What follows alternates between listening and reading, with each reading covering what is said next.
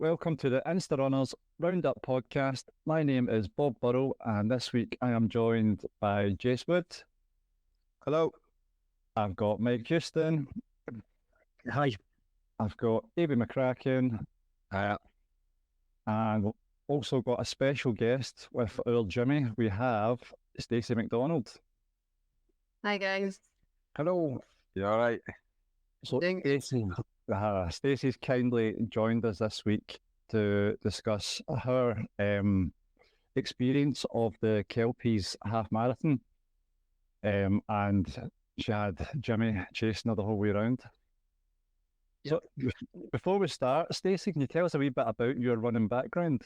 So I've been running on and off probably for about the last 10 years, I would say. Nothing sort of too serious. Just going out with my friends, doing a bit of park run, but mainly just going out on my own, running around the streets, running along the canal. No sort of any great distances. Entered a few sort of 10Ks. I think my first one I done was Glasgow. And I just made it over the hour. So my goal was to try and get the 10K under the hour. So James is smiling here because we were a couple of months after I had done it. I was like, I really want to get under the hour. So we ran from my house, which is in Camelin, all the way down to the Kelpies and all the way back. And that's bang on 6 miles or 10K. And I managed to get under the hour. So I was absolutely chuffed to bits because it was just, I was always just above it, maybe about 20 seconds or something. Done a few half marathons, the Scottish half marathon out by Edinburgh, done a few of them with friends, done a couple of them for charity. I actually raised about £1,600 with two of my other friends, and it was on behalf of James's daughter when she was in the hospital. So we ran a sponsored run, and I thoroughly enjoyed that run. It was really, really good. I don't know if it was because I was running for a reason, and people had sponsored or what, but it was a really good run. I think having the supporters as well. And my last half, apart for Sunday there, was the Falkirk half, which took in the Kelpies, the stadium, the Falkirk wheel. And again, that was a really good run. I managed that in 2 hours, 4.5 minutes, I think. But again, I really enjoyed that race because it was all common ground for me. There was a lot of supporters that were on the sideline. I just really enjoyed that. So the main reason for booking Sunday's race was basically because I kind of fall in and out of love with running. Like, it just got a busy family life, working at college now, so it's trying to fit it all in. So half marathon is sort of my time frame that I can run on a weekend without sort of digging into other time for the kids with their activities and stuff. So the main reason was sort of for me to get back to some level of fitness and just to go and do a race, because if I had something booked, I've got something to aim for, and I would force myself to sort of get out on a weekday or a weekend. And it wasn't until about 2 weeks before the race, James had said that he was going to book it. And I was like, all right. He was like, what can I go? Would you like? I was like, well, maybe sub 2 because I'm just almost there. I says, but I've not done near enough training for it. He's like, well, I'm going to book a spot and I'll pay you. I thought, oh my God. Pressure was on before I even started. But it worked out fine. The race was good. So, I was going to ask about what your training was like on the run-up. How long did you give yourself to train? And you say, was it up and down then? Or yeah, pretty much up and down. I mean, I'm not any sort of dedicated runner. I go out when I can. I'll go out for 4 miles if the kids are at the rugby training. I drop my son off at karate, so I'll do 3 miles round Denny. Like, I literally fit in runs as and when I can. So I did do a few sort of long runs on the run up to the half, and maybe I think the furthest I ran was 10. But again, just on my own, just taking my time. And I've enjoyed the training. It's been really good. So this event was Scurry and Every Runner events, I think, that would run this one. How did you find the communications and the build up to this one? I thought it was pretty good, to be honest. So I got a lot of the emails that I know there was some trouble. People didn't get all the emails, but I certainly got all the information coming through. I saw all the Facebook updates. So I thought it was pretty decent, especially for it being the first one that they've organised for this location. I thought it was pretty good. Yeah, you're the same. I think as well, because it's local, you probably hear about it more because you know more people for this area that are talking about it, and you know more people from this area that are doing it and they're sharing it. So I'm hardly ever go on Facebook, but when I was on Facebook, you always seen people posting about it or talking about it or sharing things, and it's Robert Myler who does it. So I think as well, a few people were maybe put off for doing this. They were probably a bit maybe scoring for putting money into the last one that got cancelled, and organisers took their money. Whereas the guy that organises this is like the chairman of the Grangemouth Tri Club. He runs for GB. He competes abroad for GB as like, I think he's a triathlete or a duathlete. So I mean, he has a reputation as well. He's organised like the ultra events at Camden Park. So I think it was 675 people finished.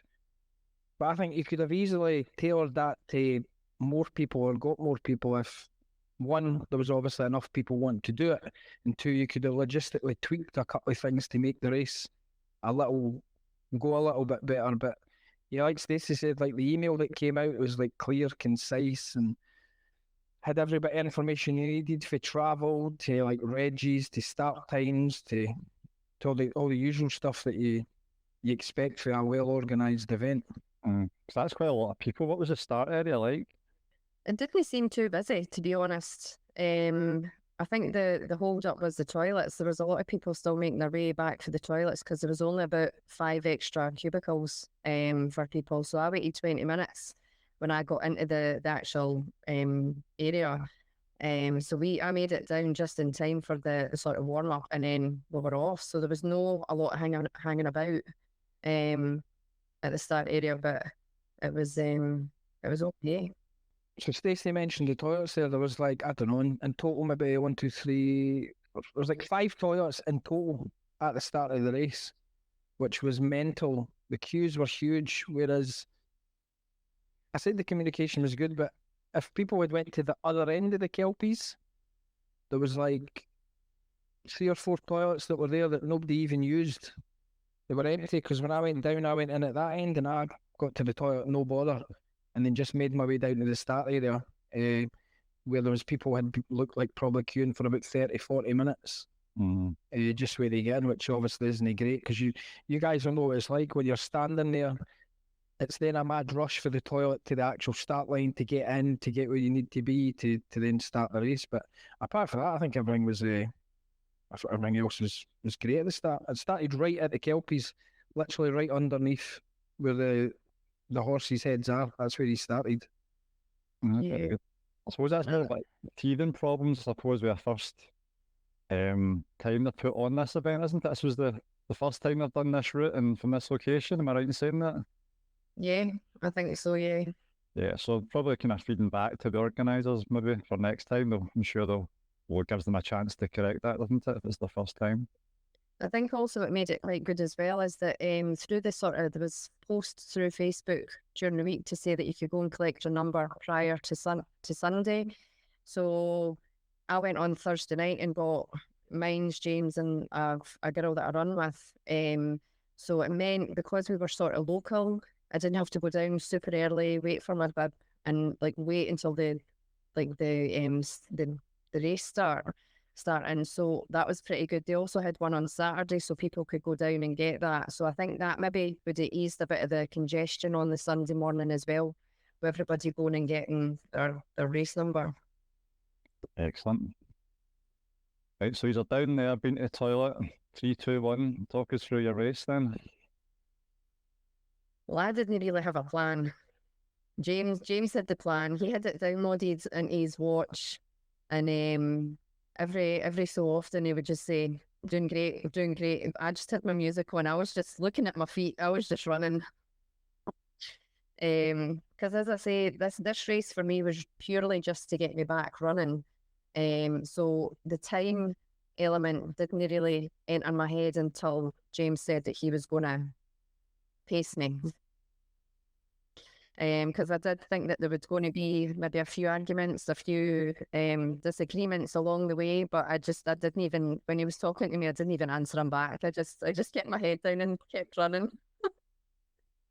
The plan was, Bob, when it starts, Stacey, just stay right behind me, stay on my feet the full way, and just stick with me, and we'll go along at this set pace, and that's what'll get us to the finish line. And pretty much that's, I think, for the full duration, that's how it kind of went. Even when we turned certain corners and it was windy, I was like telling you, get right in behind me, and I'll like take the brunt of that, and we'll just keep going and stuff. And it was like, didn't think anything, just stay on my feet and just keep running, and we'll be all right.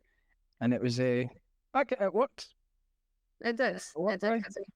Even though, like, not as much training as what I maybe would have done had a time in mind, I still got a PB, so I managed to shave like a minute and a half off of what I had run previously. So Excellent, well done. all is well. What was the course like then? 'Cause I guess it'd be some very exposed parts. Was it going across the bridges? Or did it cross the bridge a few times? The bridge was very windy, I found, and very long, because like you come up onto the bridge and it's like a slow incline a little, and it's just, you're just getting battered by the wind. And it was the same on the road from the Kelpies up to the skin flats, where the sort of first initial section of the race. Just for me, I have run that sections before. It's just very long and flat and straight, which can be a bit boring. So yeah, I don't know how James found it. He didn't even break a sweat the full thing. So So, like Stacey said, when you come at the Kelpies, you basically run on farm roads in between fields. So you're kind of getting the wind, and then I think just before we reached the Clickmannon Bridge, I actually said to you, you better just get it in your head, this bit's going to be sore. Yeah. So just suck it up and stick with it, because after that, you'll be fine. And then, that was a bit that section was slowed down quite a bit. But I think everybody did, to be honest, because you're obviously running up that hill and you were basically getting battered in the face with wind the full way up. But then, like, try to tell you, like, on the way back, you'll reap the benefit of that, because that will be pushing you along those farm paths, so we should be good to go. But the course is good.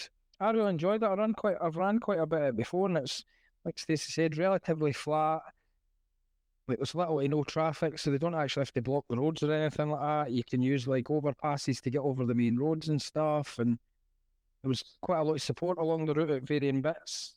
Like, I generally thought the route was really good. I didn't hear anybody at all say that they never enjoyed the route. I think everybody I've spoke to said that it was a really good route, and they'd definitely run that again. Excellent. There was one comment I was picking up on. People, it might have just been the Running Friends Scotland Facebook, but because they're obsessed with things being short or long based on what their Strava says. As we know, a lot of these things, it's down to the course measurements rather than what your GPS says on the race day. How was your experience with that, Jimmy? So mine stopped at 13 miles on the button, but I'm just looking because, Emma runs ultras. Mm-hmm. She won the female one. She messaged me straight after it. I've not even any idea what language this is. She was saying her watch clocked 28.85 kilometers. Oh, sorry, 20.85 kilometers. So she was querying if it was absolutely on the money for a half as well. I think a few folk it came up just a tad shorter. See, I'm looking at Jace for the conversion for what's the half marathon in kilometers? It's 250 metres short. So it's ended up a little short. Like I said, I was 13 on the button on my watch, but I know a few folk had mentioned that it was coming up short. Yeah, I had seen that as well. My friend who ran it with me, she had to run for her Strava at like sort of not round all the Kelpies again, but like just do a short run just to get it up to our half marathon. I heard that people doing that, and it just seems meant. I've seen Rachel McPherson after it was an ultra. She kept on running after an ultra to get up to 50k because she would get her PB on Strava for that. It's like, I've seen Leslie as well on a 10k. That's mental. I crossed the line and pressed the button. That's my style. Absolutely. So I'm loving the t-shirts. Was this part of the finishing pack? Yeah. Yep. So we got the medal as you cross the line, and it's cracking as well. It's really, really nice. And the t-shirt was at a tent sort of on the grass further up. It was really cool. I'm in a large t-shirt, which is I have like definitely a size up for everybody. A few folk have probably got one that doesn't actually fit them. It's always the gamble with the race day t-shirts, isn't it? Sometimes you can feel great about yourself running a good race, and you put your t-shirt on, you're like, back down to earth again. Definitely. See, just to say as well, see the actual finish. The finish was good as well, because you kind of come under a bridge and it was like, it's blind. You turn left to go to like, look, you see the horses' heads and then you turn left. And they'd kind of like, just like the usual finishing, barriered it off, and there was loads of people either side, and it was quite busy, and folk were shouting and cheering. It was a good buzz at the finish line, I thought, as well, for it being a relatively small new local event. I thought it was really, really good. Yeah. It is a good place to finish a race because there'll be lots happening, and if families are there for kids, I'm sure there's like play parks and stuff like there's a cafe and things. There's lots of stuff for people to do when they're waiting for people coming in. So that sounds a positive. I know Gillian Brown, she ran it and she was raving about it. She's wanting the club to get more involved and do it next year as well. So it's something you guys would do again, do you think? Yeah, definitely. I think now that I've ran the course, you kind of know what to expect. So you know where the hard bits are, the easier bits are. So if you are trying to get a better time, then you know where the work needs to go. Yeah, definitely. Next year I'll do it. You know, it's good as well. It's just good being able to, because obviously when you do other races, for you guys where you all stay, there's races relatively close, but it's actually nice to go and do a race and then be able to, even if you want, just like walk home or be home within 5 minutes and get your lunch, as opposed to trains and buses and whatever else you need to get back home. So it's decent as well. For us anyway, it's local, but I'd definitely do it again. You need to support your local races. Was it to say use them or lose them? But no, very good. Well, thank you very much for coming on. It's great to hear your experience. And would you recommend your pacer? Yes, yep. One comment I would say though for pacing is constant watch me's watch all the time. I'd just see his arm coming up and he'd mumble something and I'd just go, You're shooting her up. Come on, let's go. Just come on. Up here, keep going. By the way, fair play, because there's not a chance. My sister doesn't run, but see if she did, there's absolutely not a chance in hell that me and her would be able to cope together for 2 hours. So fair play both of you for actually managing that with each other. yeah. Can I just say though, it can't be that bad a pacer given. So she said she got a PB, right? But in that race, she actually got a 15k PB, a 10-mile PB, a 20k PB, and a half marathon PB. So I don't think that's too shabby for the one run. Right. So I'll take that. I don't take that one. Just get the trumpet out now, Jimmy. I got my pacer medal delivered in the water. Woohoo! This will be cast up all the time. Remember that time I managed to get you a PB on your half marathon? And your ticket. At least you're still talking. That can happen, go and pace each other. Well, thanks for coming on. And we'll hopefully see you at a race sometime soon. Definitely. Right, thank you. Thanks for having me, guys. Sure. See you. Bye. Right, Cheers, thank you. So, you guys weren't the only people racing at the weekend. Unfortunately, our AB couldn't race after the incident he had with the little prick last week. But Jace, you managed to get to the Edinburgh 10K. So did. that was a cheap job there. Sorry, mate. Men's 10 and the women's 10, both obviously on the on the same morning. I done the men's 10, as we'll kind of touch on later on, the difference between the two. I ran 41:40, which I'm very happy with. I was playing Beat the Chorus again, which was 42:16, and then the secondary goal was sub 42, so we managed to get that. It was good. Just kind of what Jimmy was actually saying there about the races being close to the house. Bus in the morning, took 10 minutes. Managed to walk home after my race, get back for the women's race, get a shower changed and stuff, and went for coffee and stuff with Ryan, Alex, my mate Danny, and then enjoyed a few beers after it. So it was an enjoyable wee day, actually, really good. Good stuff. How was the weather? Not too bad at the weekend? I would say perfect conditions probably for what you're wanting for a time, for the effort that you're gonna put out. There was a wee bit of wind, nothing too concerning that you'd be bored with. It was grey but not too cold. So it was absolutely perfect. Perfect conditions for running. It was it wasn't as busy as in terms of numbers. I know Jimmy's saying 675 there at that. The Kelpies race, I think he said there was a few thousand, but it seemed to be very at my end of the race. It seemed to be very well strung out. There wasn't any packs or anything. I kind of made comment to a couple of people about that last year when I was coming on the last K, there was a lot of packs, so you had people that kind of run with and push you together, push you on together. But I didn't see that this year. I finished 130th. So I would expected round about there was some packing. But it was good, really well organised race, to be honest. Then I think the women's seemed to look a lot busier anyway, through the pictures and stuff that I've seen at the start line. But 100% enjoyable again. Loved it. The Royal Mile Hill is still an absolute killer. I had Mike's voice in my head, hill reps, when I was absolutely struggling to get up it. I thought it was belittling you. No, just Come on, man. Sorry, excuse me. I think that K, it took me 30 seconds longer this year than it did last year. So that I think the wee period I've had out in the loss of fitness definitely told on that one. But I made the wise choice I walked maybe about 50 meters on it just to kind of get my breathing regulated, get my legs a bit rested, and then cracked on it for there. I did go out far too hot though. I think my first K was like 3:42, then a 3:45 for the second.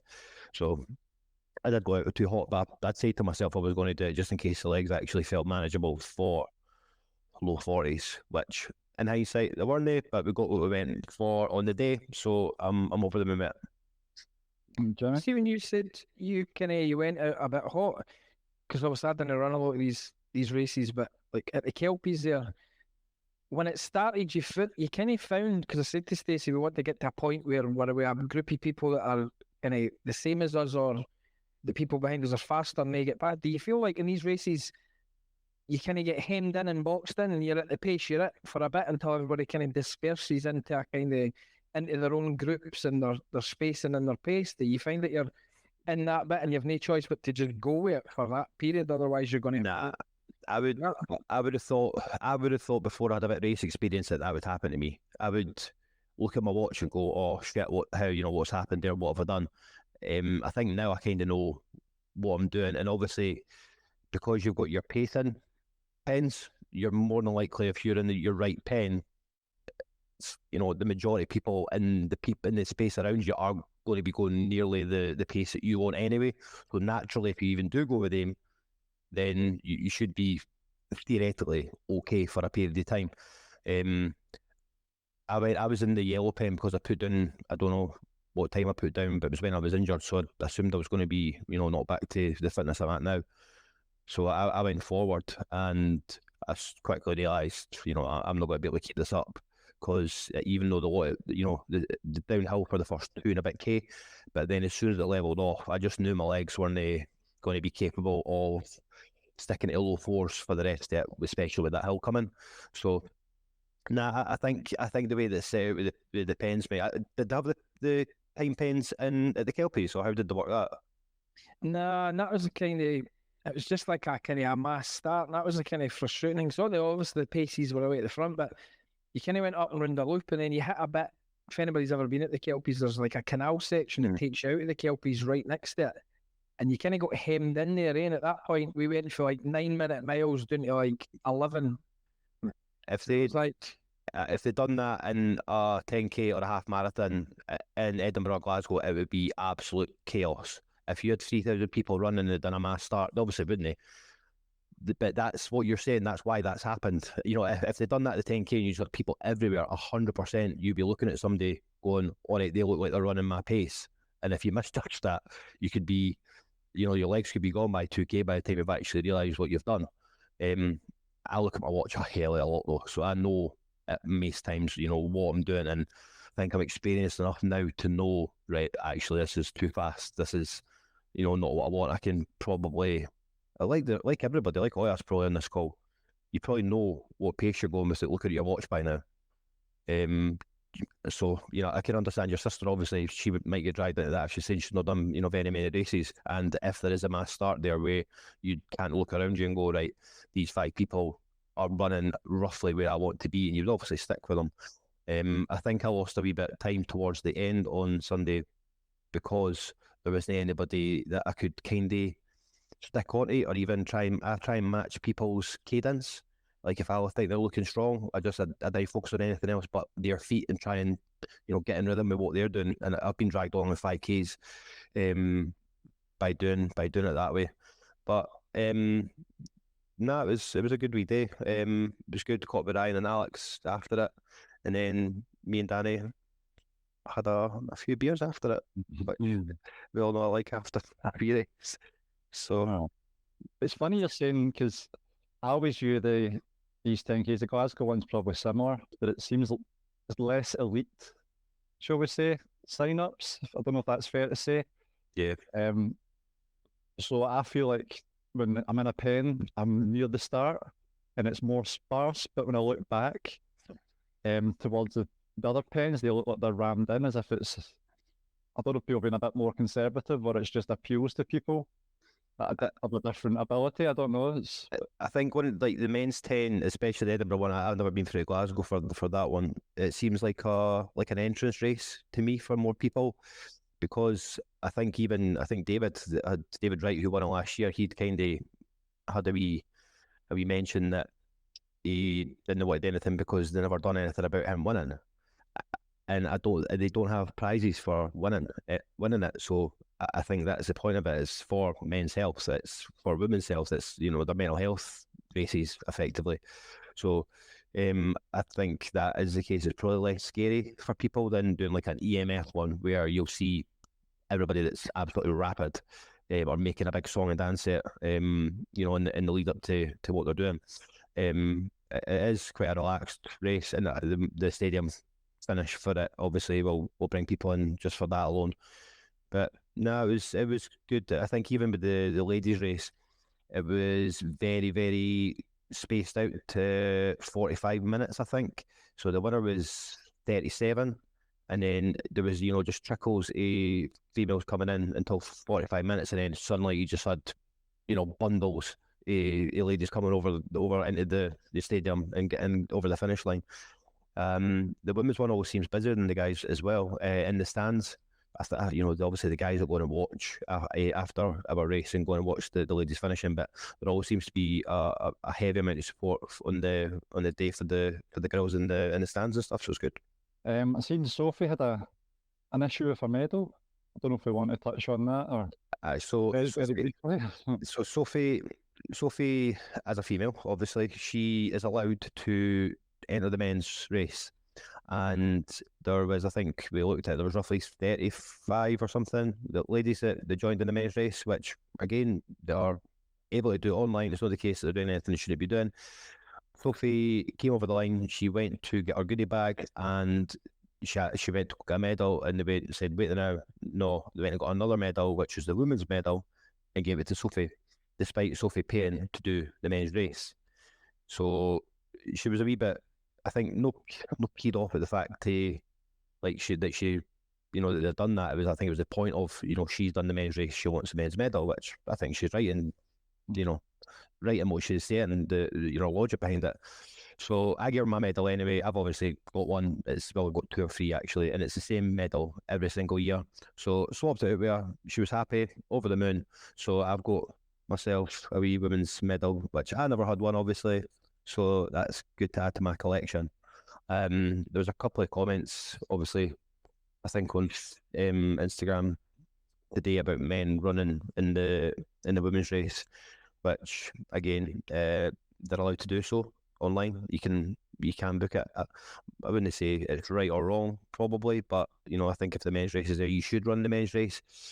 I did hear there was people that were running with their daughters, which if my daughter asked me to run the women's race with her and I was allowed to sign up, I would certainly be doing it. Obviously, we can't really make comment on this part about safe spaces for women in racing and things like that. We don't have that issue, probably, if we're being honest. We wouldn't know how that feels, so we can't obviously make comment on that.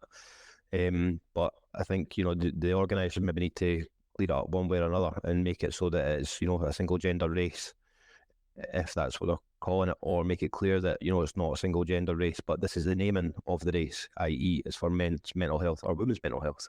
Yes, because the race is obviously targeted at each sex, but it's not exclusive, I think is the way to say it. And that's the organiser's choice, and people's issues should be targeted at the organisers rather than what I seen today was a few people targeting at the runners themselves. Yeah.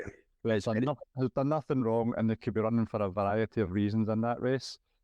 It's very clear in the FAQs that the opposite sex can go in each race, but one of the sad things, I've seen a guy that stopped about 200 metres for the line because I'm assuming he didn't want to go over the line in a women's race. But the numbers we're talking, we had a look earlier, so there's 36 women ran in the men's 10k and 7 men took part in the women's 10k. The numbers are so small anyway, I don't even think it's an issue personally, but each to their own, and yeah, I think that's all we'll say about that. Avie, so you weren't able to run in it after not being well. How are you feeling? Feeling better. Still not 100%, but obviously I've got things coming up, so I'm keen to pushing myself out. But I was gutted, absolutely gutted. Like I said actually, we could take in the hospital not long after we recorded the last pod, but I was gutted. Like I love the men's 10k.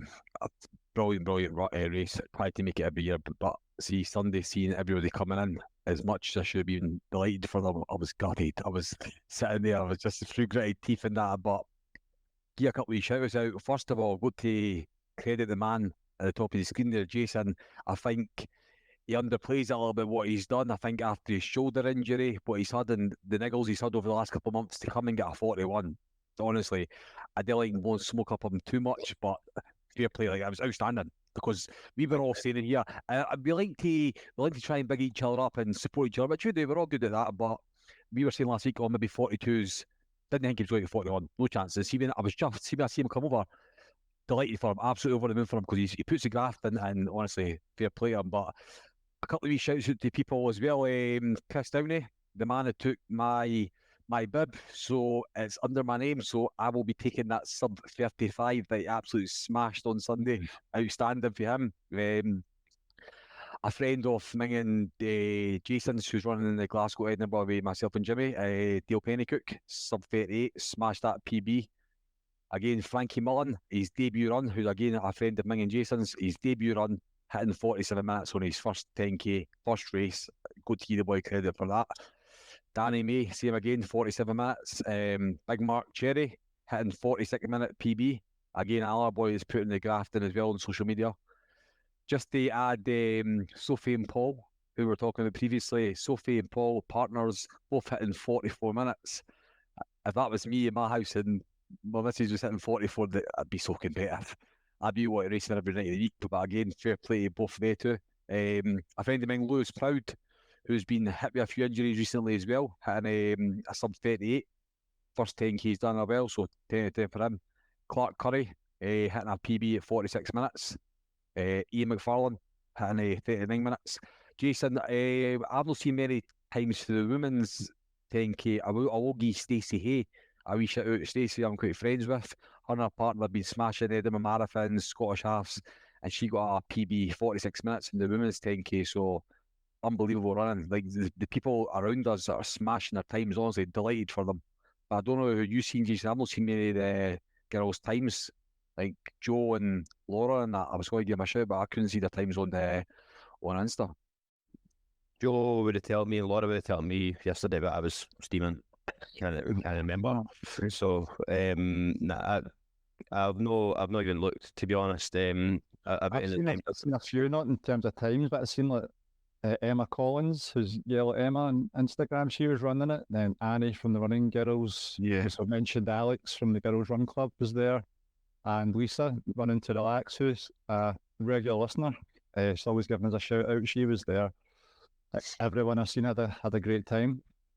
Jimmy, you want to chip in there with something? I would just say AB's point when he was saying we're good at buzzing, giving each other up and like helping each other and stuff like that. And that none of us thought Jason would break his time, but I actually think last time we had a pod, Bob, me and you both said he'd get. Did I say was it 41:20? I think I said, and you said 41 something else. To be fair, I'd like to say I was closer, but I'm sure I said a bit higher than that. So I thought the Hills might have got him, but not these. Those big quads powered them up. We believed in you, Jace. We believed in you, mate. Thank you, boys. Thank you. So that takes us on to Mike. The last time we were talking, I think we were still waiting on information on this race that two folk are doing. Well, two folk did last year. I don't know how many are doing it this year. I think there might be more than two, but there won't be many, if anyone. But yeah, I think one thing we've mentioned in any event that anyone's done, one of the biggest things is communication. Kind of how the organisers are communicating to you, what the emails are like, how clear are they, when do they come down? Because, okay, for 10k, half, even a marathon, there might not be a huge amount of logistical things doing the race, but you still need to know how to get there, where you're going, where you're parking, what's the day structure look like. For this, obviously being 100 miles, it's not just about the logistics of where do you park when you turn up, but I need to know the route, I need to know the checkpoints, I need to know the cutoffs, obviously kit and everything else, what I'm going to have available, and anything else on the day. Plus, for something like this, or kind of what made it worse, was if it was just me running, supporting myself, it would be fine, and just make my own plan and go with that. But I have to have two people supporting at all times in a support vehicle. So thankfully, James has said he will do it, and also my mate Andy is going to do it as well, or they're going to be my support. So they'll have a tracker for the support vehicle. Obviously, I'll have a tracker for myself, but it's not just a case of working out the logistics of what I think I'm going to pace and what I might need, but they need to know where to go, what I might need at those points, what to look out for. So it was getting to a point, if I didn't get that information, how close to an event do you get before you scrap it? Because it takes time to organize this. I think if I hadn't have done so many events before, it would have been worse. I think because of the events I've done, I've got all the kit, I've got all the nutrition. I literally just need to go in the cupboard and throw it in a bag. That's fine. But it came down. I would feel stressed out, Mike. See if I had other people that I was relying on, but I'm waiting for information off you, but then you don't have information off the organizer to give them. You don't want that stress before a race. Do you know what I mean? That would wind me up. It's more trying to get the information to them. But it came down on Saturday afternoon, and by this point, I'm working 6 days, Saturday through to Thursday, and then the race is on Friday evening. I'm doing 10-hour shifts, and now at the end of every day, I'm having to sit down, try and dissect the route, try and work out realistic kind of pacing and time goals, what am I going to need kit-wise, and then get my head around that so I can give it to the guys, get their head around that so they don't get lost at 2 o'clock in the fucking morning over the Oak Hills. And I'm stuck in the middle of nowhere. They've gone down the wrong road. I've got no food, and we all die in a horrible accident. I don't know, but just 6 days to make a prep like this. You know, Loch Ness, Saltire is fine. You're going around the same 4-mile loop. Like Glasgow to Edinburgh, it's a very simple kind of canal route, easily signposted. This is largely self-supported. There's very little way marking on the route. I need to know the route. I need to know there's a couple of points where it's a 2,000-foot climb within 3 miles, 9 miles in. The first 3 miles is a 1,300-foot climb, and then 1,300-foot descent in 1 mile after that.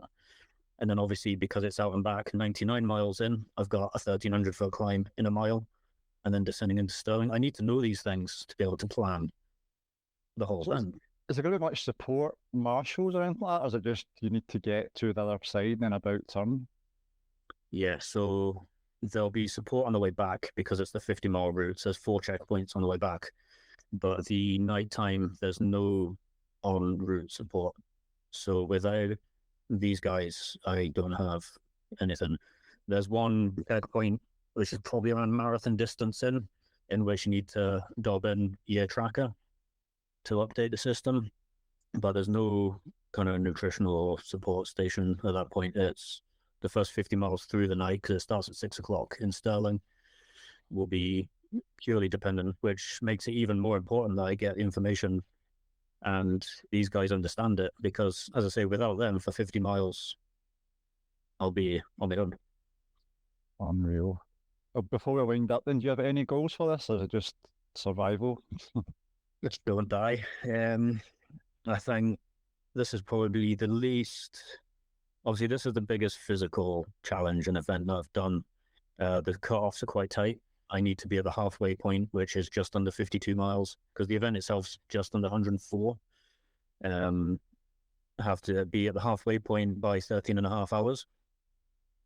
And then I think I need to be around 90 to 94 miles in by 7:30. So by like 25, which 100-mile events will usually have at least 30 hours, 36 hours. For one that's got 14,000 feet of elevation, to have 27, 28-hour cutoff for the event. So to complete it, to be honest, will be big. But I'm also going into that with the least amount of physical prep. Probably the worst place mentally I've been in for an event, kind of with everything that's gone on throughout this year. So what was already a big challenge is now set up to be the thing. So I don't know. I survive. Is that beast mode? Jimmy, you want to come in just before we wrap up?